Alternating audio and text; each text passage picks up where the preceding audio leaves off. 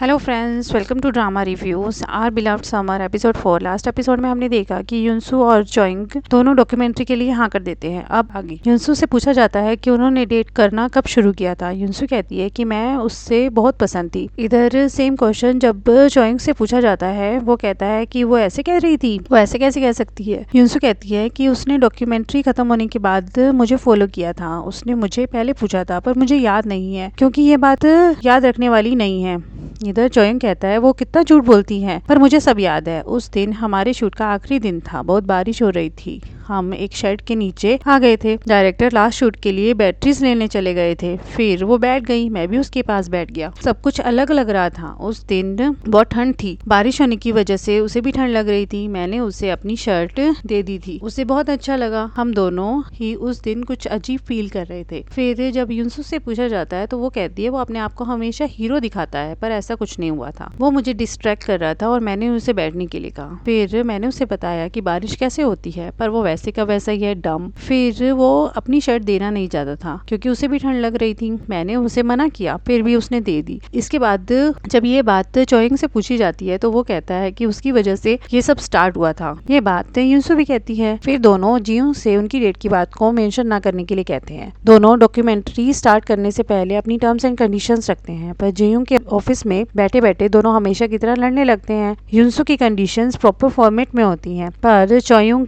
की hand written है। इससे पता चलता है कि वो कितना चाइल्डिश है। फिर युनसू कहती है कि मेरे ऑफिस वाले ऑफिस में शूट नहीं करने देंगे, पर जियोंग ने उसके ऑफिस वालों से बात कर ली होती है और वो मान गए होते हैं। जियोंग कहता है कि हम तुम दोनों की डेली लाइफ रिकॉर्ड करेंगे। फिर दोनों वहाँ से चले जाते हैं। दोनों पर शूटिंग तैयार हो जाती है, पर चोइंग सच में बहुत आलसी होता है, हमेशा ही सोता रहता है। पर युनसू इससे अलग हमेशा एक्टिव रहती है। वो सुबह जॉगिंग करती है, अपने आप को फिट रखती है। उसकी फ्रेंड सोई उसे सिर्फ डॉक्यूमेंट्री पर फोकस करने के लिए कहती है, ना कि चोइंग पर। इधर ऑफिस में भी युनसू के कलीग्स बहुत खुश होते हैं क्योंकि डॉक्यूमेंट्री में वो भी आ रहे थे। चोइंग को भी रात को पेंटिंग बनाते हुए दिखाया जाता है। फिर युनसू को उसकी फ्रेंड के रेस्टोरेंट में दिखाया जाता है, वहाँ चोइंग की टीम भी होती है और चोइंग उसके बाद प्याज काटते दिखाया जाता है। उसका फ्रेंड भी उसका मजाक उड़ाता है। जियोंग अपने बॉस से और एम्प्लॉइज के लिए कहता है, वो कहता है कि वो अरेंज कर देगा। चोयरन भी उसके साथ वहीं होती है। इधर चोइंग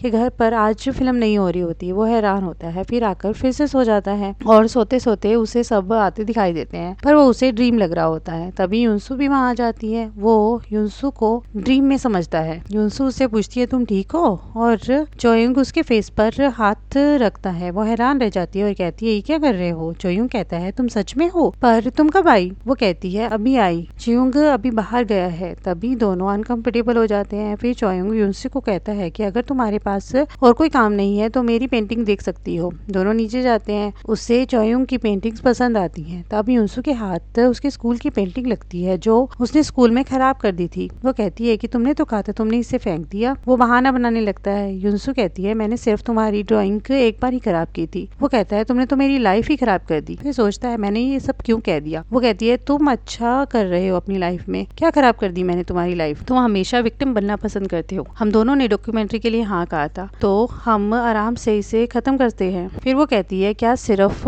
मेरी वजह से ब्रेकअप हुआ था। ये सब जियोंग रिकॉर्ड कर रहा होता है। वो उसे रिकॉर्डिंग बंद करने के लिए कहती है। फिर सब एक साथ बैठे होते हैं, पर कोई कुछ नहीं बोलता। फिर युनसू कुछ अर्जेंट काम का बहाना करके वहाँ से चली जाती है। चोइंग भी चला जाता है। फिर जियोंग चोयरन को घर छोड़ने जाता है। दोनों जाते वक्त सिर्फ उन दोनों की ही बातें कर रहे थे। चोयरन का घर आता है, तभी उसकी गाड़ी में एक नया एम्प्लॉई उसे दिखता है। जियोंग उसे देखकर खुश नहीं होता। फिर चोइंग सारी बातें याद कर रहा होता है और सोचता है मैंने सब क्यों किया। इधर युनसू भी सो नहीं पा रही होती, उसे भी वो सब बातें याद आ रही होती हैं। दोनों अलग अलग तरीके से अपने आप को शांत करने की कोशिश करते हैं। इसके बाद युनसू को मीटिंग्स में दिखाया जाता है। मिस्टर जैंग भी वहाँ होते हैं। वो युनसू की बहुत तारीफ करते हैं और को से पर्सनली मिलना चाहते हैं। फिर सबको पार्टी के लिए इनवाइट करते हैं। इधर कलीग भी उन दोनों की बातें करने लगते हैं। नुआ इंटरव्यू कर रहा होता है। वो को की इंसल्ट कर देता है और उसकी ड्राइंग को पुराने टाइप की ब्लैक एंड व्हाइट कहता है और कहता है वो दूसरों की कॉपी करता है। ये सब युनसु भी सुन रही होती है। इधर चोयोंग बहुत अपसेट होता है। उन्हो